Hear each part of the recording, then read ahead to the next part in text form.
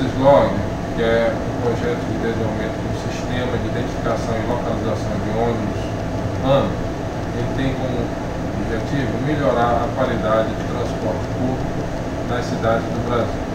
É um sistema que, então, melhora a qualidade do transporte, fornecendo ao usuário a informação de onde está o ônibus do seu interesse.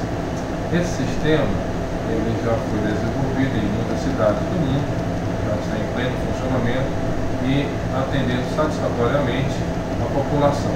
Porém, nessas cidades desenvolvidas, você tem um trânsito muito mais regulado, muito mais controlado, e aí você consegue informar com uma certa precisão o tempo de chegada desses veículos até a parada.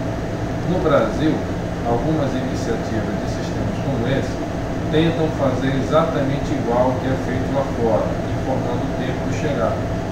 Porém, o nosso trânsito aqui não é tão controlado, não é tão regular, é muito caótico. O que acontece é que há uma imprecisão nessa previsão de tempo de chegada. E com isso, na prática, decorre uma falta de credibilidade nesse sistema, porque é muito comum o sistema informar que o tempo chega em 10 minutos, quando na verdade ele vai chegar em 20 ou até 40 minutos.